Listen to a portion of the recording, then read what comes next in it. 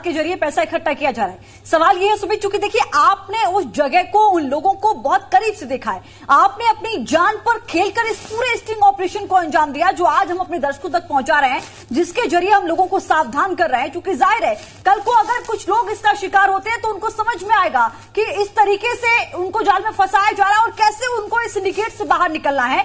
ये भी हम आपकी उन तस्वीरों के जरिए उनको समझाने की कोशिश कर रहे हैं। लेकिन सुमित, अब जब पुलिस एक्शन में आ गई है, आप देख रहे हैं कि यूपी के क्राइम ब्रांच के एसपी ने साफ तौर पर, क्राइम एसपी ने ये कहा है कि देखिए अब हम एक्शन में आए हैं, हमने टीमें भेजने का भी अपना तैयारी कर ली है, 200 नंबर को सर्विलांस पर भी लगा दिया है, राजस्थान में भी हलचल तेज हो गई है, मध्य प्रदेश में कई लोगों की गिरफ्तारी भी हो गई है। क्या अब आपको लगता है कि इस सिंडिकेट को तोड़ा जाएगा और इस पर एक बड़ा एक्शन लिया जाएगा? बिल्कुल बिल्कुल लक्ष्मी ने आपने सही कहा कि एक बड़ा एक्शन होगा, क्योंकि जी हिंदुस्तान जिस तरह से इस रैकेट के तह तक गया है उसके बाद से कहीं ना कहीं, क्योंकि देखिए इस स्टिंग ऑपरेशन के साथ साथ जो भरतपुर की जो पुलिस है उन्होंने साइबर थाने का गठन कर दिया है, यानी कि अब से साइबर थाना भी ऑपरेट होगा।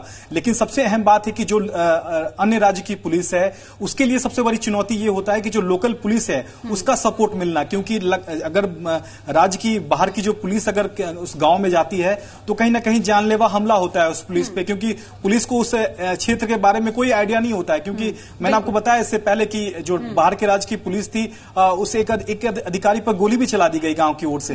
तो ऐसे में सबसे बड़ी चुनौती है लोकल पुलिस का साथ होना, और इसी को लेकर अब लोकल पुलिस सपोर्ट क्यों नहीं करती सुमित? ये बड़ा सवाल खड़ा। देखिए सवाल मैंने पूछा था, देखिए जब मैं खो थाना पहुंचा था तो खो थाने के जो एसएचओ थे धारा सिंह मीणा, उनसे हमारी बात हुई। मैंने उनसे पूछा कि लगातार पिछले 1 साल से कई गुना इजाफा हुआ है सेक्स एक्सटॉर्शन के इस गोरख धंधे में, तो ऐसे में आपने क्या कुछ करवाया? लौटेंगे आपके पास, लेकिन क्योंकि आप लगातार ग्राउंड जीरो से इसे कवर कर रहे थे, एक बार दर्शकों को दिखा देते हैं। जब हमारे संवाददाता सुमित भरतपुर पहुंचे, जब लोगों से बातचीत की तो वहां के लोगों का क्या कुछ कहना था, एक बार सुन लीजिए।